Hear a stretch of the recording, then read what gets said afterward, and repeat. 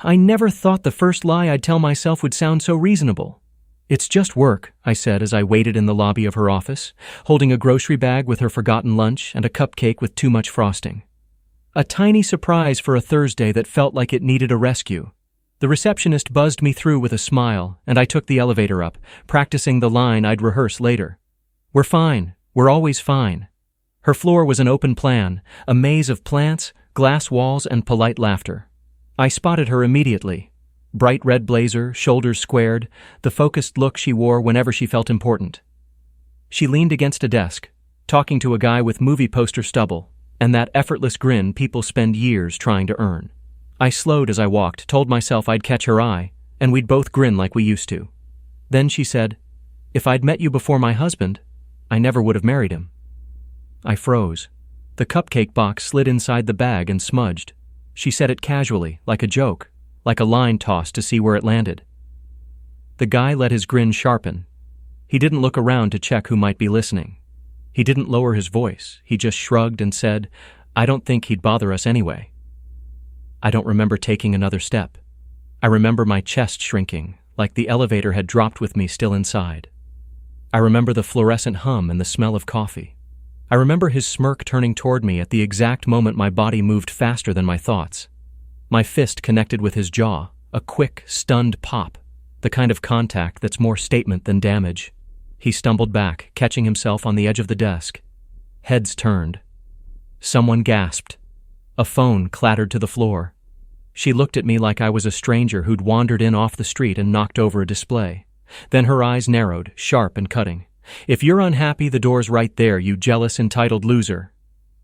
That word hung in the air, heavier than the punch. The guy rubbed his jaw, stunned but upright, working his mouth like he'd bitten an olive pit. For a second I wanted to apologize. To him, to her, to the potted snake plant leaning away from the action. Instead, I set the lunch bag on her desk, the cupcake box dented, ribbon crooked. I picked up my pride, which felt like a coin I'd dropped in public, and slid it into my pocket. I didn't say a word. Not, "How could you?" Not, "What are we doing?" Not, "I love you." Silence felt cleaner. I turned and walked out. The receptionist watched me with a small, sympathetic wince, the kind offered to someone who realized too late they were in the wrong theater. In the parking garage, my hands shook so badly I had to sit with the door open. Traffic roared a few levels below, a low tide of engines and impatient horns. It hit me then that the worst part wasn't the lines they'd exchanged, or even my reflex. It was how ordinary it had looked, how comfortable. This wasn't a leap, it was a routine. On the drive home, the radio played a cheerful song about sunshine and second chances, which felt like an insult from the universe. I turned it off and listened to the thrum of the tires. I thought about the time we ate cheap pizza on moving day, sitting cross-legged on the bare living room floor. She'd fed me a bite off her slice and laughed when the cheese stretched like pulled taffy. We swore then that we would never become one of those couples that forgot to be kind. I tried to remember when we started speaking in size. At the apartment, our place looked the way it always did. Tidy, soft blue walls, a throw blanket she'd hunted down at a discount store because it makes the room look like a hug. I set my keys in the ceramic dish by the door, the dish we'd bought at a craft fair because the vendor told us it had good energy. It had held keys, chapstick, fortunes from takeout, and now it held the weight of this day. I texted her, "I'm home." She responded, with nothing. I put my phone face down, then face up, then off entirely, as if the silence would change if I looked at it from a different angle. Around 6, I remembered the cupcake and opened my bag. The frosting had smeared, a sugary landslide, but I ate it anyway at the counter. It tasted like birthday parties and the scent of bakery boxes, the exact opposite of an office with glass walls. I brushed my teeth to chase away the sweetness and the guilt that tried to disguise itself as patience. Night fell, slow and stubborn. I made pasta because it felt achievable. I poured her a glass of her favorite red and left it, half hoping she'd walk in and half dreading it. Every sound in the hallway made me stand, then sit again. The TV muttered cut-rate drama. I didn't really see anything, just flicker and faces. I pictured that guy's smirk, the way he'd tested my name on his tongue, the way she'd returned serve with a line meant to land. At 10, I stopped waiting for the knob to turn. I locked the door. It wasn't a statement. It was habit. I washed the pot, dried it, put it away. Little rituals felt like life preservers. When I lay down, the bed felt too big. I stared at the dark, then at the glow from the street lamp through the blinds, counting the lines like prison bars. I drifted into sleep the way a person slips into cold water, step by step, breath held. I woke sometime after midnight to my phone buzzing across the nightstand, a cascade of texts from friends I hadn't heard from all week. Apparently, the office had turned our scene into a group chat opera. "Dude, are you okay? Heard you decked some guy. Call me." I ignored them. I didn't want the story told back to me. I didn't want to star in a cautionary tale with bad lighting. At 2, the lock clicked and the door swelled open on its hinges. Her laughter entered first, loose and bright in a way I hadn't heard at home in months. She tumbled in with the bottle charm of a happy hour that forgot to end. Heels scuffed the mat. Keys missed the dish twice before landing. She hummed a pop song under her breath, then shushed herself. She didn't see the note I'd left on the couch, just a receipt I'd flipped and written on, "We need to talk." She kicked off her shoes and wandered to the kitchen, the cabinet doors opening and closing, as if they might eventually reveal something better. I didn't get up. I watched the ceiling and listened. The refrigerator door sealed with its soft seal sound. A glass clinked lightly against the counter. She turned on the tap too far and laughed at the splash. For a second, I heard the person I married, the one who sang to plants, who whispered, "It's us against the world," who folded laundry like it was a small prayer. Then another voice spoke in my head, colder. She also said what she said. She patted down the hall, hovering at our bedroom doorway. "You awake?" she asked, casual, like she was home before 9 with grocery bags and a story about a coworker's desk cactus. Her silhouette cut the hallway light in a slice across the carpet. I didn't answer. The silence wasn't a punishment, it was a boundary. She stood there a beat longer, then drifted away. Drawers opened, then shut. Hangers clicked. In the bathroom, water ran, the sound of relief and routine. A cabinet thumped. The medicine bottle rattled once. Her voice murmured something I didn't catch. I thought of our wedding day in a little park with a gazebo that looked like summer. I remembered the way she'd gripped my fingers when the officiant stumbled over my middle name and we both laughed. I remembered the way my mother dabbed at her eyes with a tissue, pretending she had allergies. I remembered promises that felt like vows and not like negotiating tips from article headlines. Then I remembered the office, the smirk, my knuckles buzzing like bees. Those images sat side by side, as close as pictures on the same page. In the morning, the apartment woke before I did. A hazy light diluted the shadows. The wine glass still stood on the counter, untouched. Her phone lay on the coffee table, glowing every few seconds with notifications from names I didn't recognize. A pair of earrings I'd never seen before glinted in the slant of sun on the rug. I picked them up, rolling them in my palm. They were tiny lightning bolts. I placed them beside the key dish like evidence, though I didn't know for what. She finally came out of the bedroom, hair a little wild, makeup smudged to a smoky echo. She blinked at me, trying to gauge whether this would be a calm morning or a storm. "Hey," she said, voice small, like an apology might be hiding behind it. I nodded. "Hey." She poured water, took a careful sip, and set the glass down as if the counter might startle. "About yesterday," she began. I held up a hand. "I heard enough yesterday." The calm in my voice surprised us both. "You were very clear." Her jaw tightened just slightly.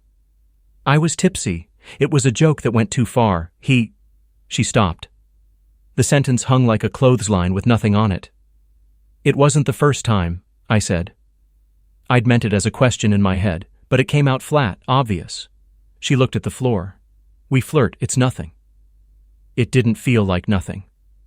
I kept my hands steady by wrapping them around a mug, even though there was no coffee in it.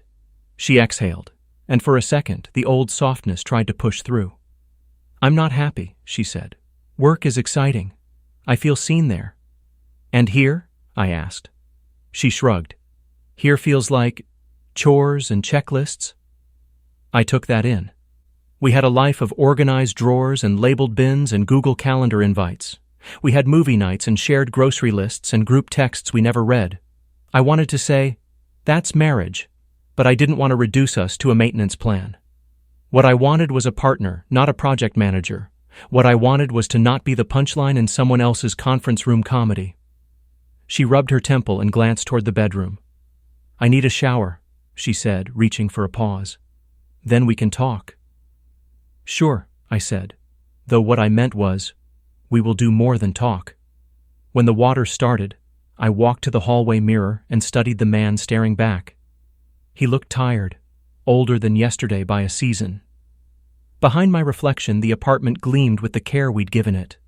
The framed photos on the shelf, beach, mountain, a blurry city selfie, felt like souvenirs from a place that used to exist. My phone buzzed again.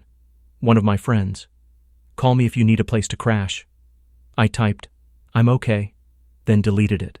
Then typed nothing at all. I passed the bedroom and saw her blazer slung over a chair, that bright red like a stop sign. Her work bag lay open on the bed, a frisbee of receipts fanned out from the pocket. I shouldn't have looked. We tell ourselves we don't snoop because we trust. Really, we don't snoop because we hope. I stood there a moment longer, heart doing a slow drum roll. Then I stepped back, closed the door, and breathed. The shower cut off. She hummed again, the same tune from the night before, softer now. I collected the earrings from the table and set them on the folded towel outside the bathroom door. No note, no explanation, just a small, silent mirror. The apartment felt oddly calm. It was the hush before a storm front arrives, the pressure drop that tells birds to quiet down. When she stepped out, steam trailed after her like a fog. She looked at the earrings, then at me. Something unreadable crossed her face. Guilt or annoyance, or both. She opened her mouth, closed it, opened it again. "We can't keep living like this," she said. I agreed. Only the idea forming in my mind wasn't a fight or a plea. It was a plan, clean, lawful, unmistakable. A lesson written in the language she'd chosen: attention, perception, consequence. No noise, no graphic scenes, no scorched earth. Just truth, arranged neatly like files in a drawer. Nobody expects you to open. When she stumbled in drunk the next morning, the first domino was already set. She woke to the smell of coffee, her favorite roast, the one she swore made mornings bearable. For a second, she looked almost relieved, maybe even convinced everything was back to normal. I sat at the kitchen table, laptop open, a quiet hum of purpose filling the air. "Morning," she said carefully, wrapping her robe tighter. "Morning," I answered. My tone was polite, calm. Too calm, maybe. The kind of calm that makes people uneasy. She poured herself a cup and sat across from me. The air between us felt like a held breath. "About yesterday," she began again, but I didn't let her finish. "I took the day off," I said. "Figured we both need some time." She nodded slowly, watching me, maybe trying to read what kind of man she'd wake up to this time. The angry one from the office or the quiet one from before. I closed the laptop, met her eyes, and said, "I'm not going to yell, I'm not going to argue, but I think we need to start living honestly." She blinked, defensive already. "I told you it was just flirting. You overreacted." I smiled, not the way she expected. "Maybe, but I realize something. You want excitement. You want attention. I've been giving you stability, not sparks, and that's my mistake." For a heartbeat, she seemed confused. Maybe she thought I was apologizing. Then I slid a manila envelope across the table. "What's this?" she asked. "Proof," I said simply. She hesitated before opening it. Inside were photos. Nothing scandalous, nothing graphic. Just her and her coworker. Coffee breaks that looked too comfortable. A lunch where his hand brushed hers. A late-night text thread printed out in gray bubbles. Her words playful and suggestive. I'd taken them from her own cloud account. Shared, unprotected, a careless habit of someone who thought secrets were safe because they weren't said out loud. She stared at them, lips parting in disbelief. "You went through my stuff?" "I did," I admitted. "After you told me I could leave if I was unhappy, I decided to see what I'd actually be leaving." Her voice trembled with anger. "This is invasion, manipulation." "It's reality," I cut in softly. "I'm not here to punish you. I'm here to tell you I'm done pretending." She stood, pacing. "So what now? You want me to beg? You want revenge? No, I said. Revenge is noise. I prefer quiet. That quiet stretched between us, uncomfortable but true. Then I picked up a folder beside me and handed it over. These are the papers. I already signed my side. You can take your time. Her mouth fell open. Divorce? Yeah, I said gently. You told me the door was right there. I just decided to walk through it. The silence that followed was different, heavier, final. She sat back down, blinking fast. You can't just... After everything, we can fix this. I wanted to fix it, I said. But I can't fix someone who thinks loyalty is boring. She looked down at the papers, hands trembling slightly. I could see the realization sink in. Not the loss of love, but the loss of control.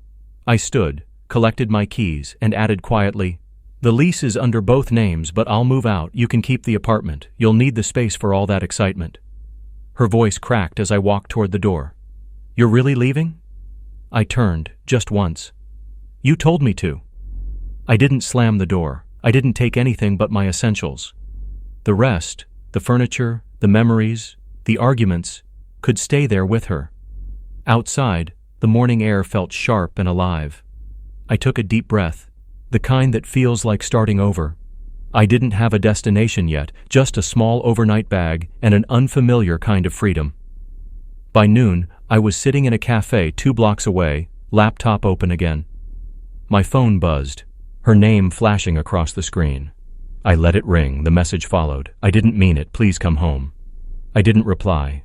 Instead, I opened a new email to her HR department. A simple note, effective immediately, I'm withdrawing my name from the joint insurance policy associated with my spouse. Her name. No bitterness, no insult, just closure. Then, for the first time in months, I smiled. Not out of triumph, but peace. Later that evening, I got another text. A photo of her empty wine glass on the counter, captioned, You win. I typed back, It wasn't a game. Then I deleted the message and didn't send it. The next day, I drove out of town. The road stretched endlessly under the pale autumn light. Somewhere between one exit and the next, I realized I hadn't checked the time in hours. The silence felt like a fresh page. Back at the apartment, she'd find her phone backed up, her cloud account shared with her personal email again, everything restored neatly. I hadn't exposed her to anyone. No drama, no public shaming. Just a quiet exit and a mirror left standing in the space I once filled. Revenge wasn't about destruction, it was about peace, the kind that comes when you stop trying to prove your worth to someone who never saw it. As the highway signs blurred past, I felt the weight lift piece by piece. For the first time in a long while, the world didn't feel smaller than her attention. It felt open, infinite, waiting. And somewhere in that distance, I decided, my next chapter wouldn't start with heartbreak. It would start with honesty. Weeks passed. The silence that used to sting had turned into something gentle, like background music you stop noticing once it becomes part of the rhythm. I found a small apartment near the coast, a 1-bedroom place that smelled faintly of salt and old wood. It wasn't fancy, but it was mine. Every morning, I walked along the shoreline with coffee in hand, watching the sun drag itself over the horizon. The sound of the waves was nothing like the arguments or the heavy quiet that used to fill my old home. It was cleaner, simpler. For the first time in years, I wasn't waiting for someone to call my name just to start a fight. She texted me twice during those first few weeks. The messages were short. Can we talk? And later, I miss you. I never answered. Some stories don't need sequels. I spent those days rebuilding small things, learning to cook for one, buying mismatched dishes, playing guitar again. It's funny how heartbreak forces you to rediscover yourself, like digging through old boxes and realizing you used to have hobbies before your life turned into compromise. Then one afternoon, as I walked through town, I saw her. She was at a cafe, the same one where I'd written that email to her HR department. She looked smaller somehow, quieter. No coworker, no laughter spilling over like champagne, just her staring at her phone, waiting for a message that probably wouldn't come. For a moment, I almost went in. Almost. But closure isn't something you get from confrontation. It's what you find in the space between what you wanted and what you finally accept. so I turned and kept walking. A few days later, she emailed me. The subject line said, "I understand now." Her message was simple. "I confused attention for affection. I thought being admired meant being alive. You didn't lose me. I lost you. I hope you're happy. You deserve that." I read it twice, then closed my laptop. I didn't reply. Some forgiveness works better in silence. Months later, the divorce papers came back finalized. I signed the last form at a small notary office with fluorescent lights that buzzed faintly. When I handed the folder back, the clerk smiled and said, "New beginnings, huh?" I smiled too. "Yeah, something like that." Driving home, I rolled down the windows. The breeze carried the smell of rain and something faintly sweet. Freedom, maybe. The radio played softly, an old Springsteen song about leaving town and finding something real. It fit perfectly. When I got back to my apartment, the sunset was painting the ocean gold. I poured a drink, raised it toward the open window, and whispered, "Here's to peace. Not revenge, not regret, just peace." She once told me excitement was what kept love alive. But standing there, hearing the waves and the laughter of strangers drifting from the boardwalk, I realized the truth. Peace lasts longer than excitement ever could. That night, I slept with the windows open. No arguments, no tension, no second guessing. Just the soft rhythm of the sea and the quiet assurance that walking away wasn't losing. It was finally winning.